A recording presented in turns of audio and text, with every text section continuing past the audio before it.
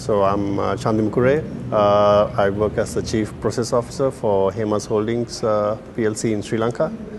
I'm responsible for IT, digital and shared services for the group.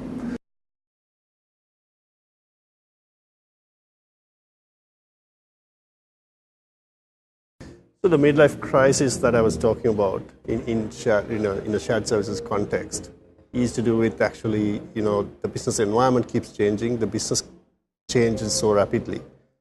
But sometimes the shared services are kind of isolated. Started so many years ago with a focus on cost efficiencies, and they kind of get stuck within that value proposition sometimes for a bit too long.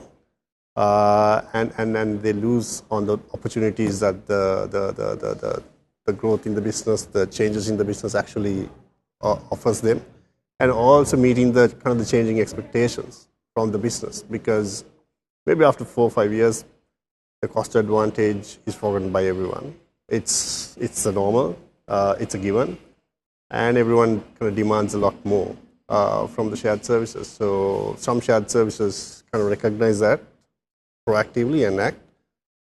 In our case, I think we were honestly a little too slow. So we've identified that and taken some action, and so those are the thoughts that I shared actually.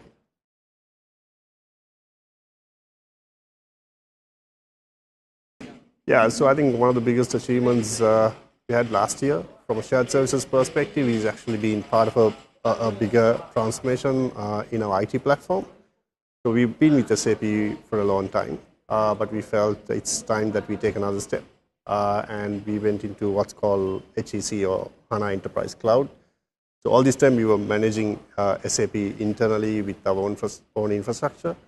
Now we have leveraged on the cloud offering by SAP. And why we did that is more than for cost, it's for speed. Because we believe cloud brings speed in terms of bringing new businesses into the platform, or certain businesses going out of the platform, and you get the experts to kind of manage the platform. But I think the shared services role within that was to make sure like there's a smooth transition from a technical side. But also on top of that, we've also got into a project to automate the consolidation process. So we have about 45 legal entities structured into kind of seven sectors. So that has gone pretty well. This was our second attempt, complex project, but so I think we've been able to hit the kind of the timelines and get the proper business outcomes. So I think that's a pretty good one to celebrate. So our priority for next year within our shared services is to really extend the model and really be successful in the business partnering aspect that we have just started. So what we mean by business partnering, I think it's a common word, hack to death, but I think what we really want is to have a person as well in terms of how we execute it. So we will have someone with the designation of business partner who spends maybe 50% of the time within shared services, who takes the ownership for the final delivery, but also spends time physically in the business, working with the business, where the business will feel that person is actually part of the team there. So you can identify the kind of the current challenges, the opportunities that the business is pursuing, and bring that information to us. The shared services resources are at his disposal. So if he sees there are certain challenges in executing projects at business level, he can leverage and offer those services to the business. So we hope that will bring a better bridge between shared services and business will start to feel that shared services is not like another organization across the wall, but an extension to their own team. So that's what we hope to achieve next year.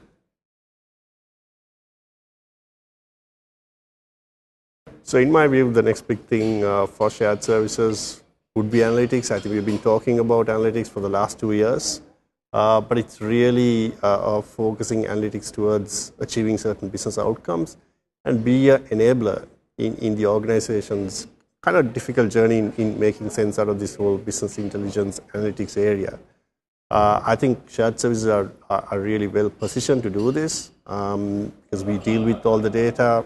Our people handle this data. They have a sense of what this data really means.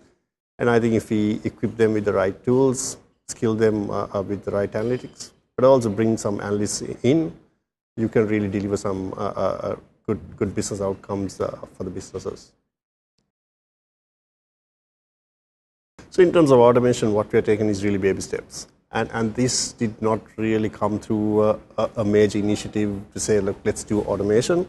But it was about solving basic problems. I mean, cost is an issue, efficiency is an answer. And what we have done is actually we have set up different teams looking at their own areas, their own initiatives. So in certain teams, we had people with skills in macros, Visual Basic. So they kind of put all that skills together to solve some basic problems, but with some good outcomes. I mean, it was saving time for the business as well as for the shared services. So I think that's a start. But we certainly see changes that's happening and the kind of technology that's emerging. So we are excited about the possibilities for the future. Yeah, I think what I would say to anyone who wants to get into automation area is about, I don't think anyone has really cracked the problem in complete sense. So what will work for another company may not work for you. But start somewhere, do some experimentations. I think a lot of tools are available on a like pay-as-you-go kind of a model now. So you're not talking about a major investments up front. Bring some people with a little bit of skill, do something and see where it takes you.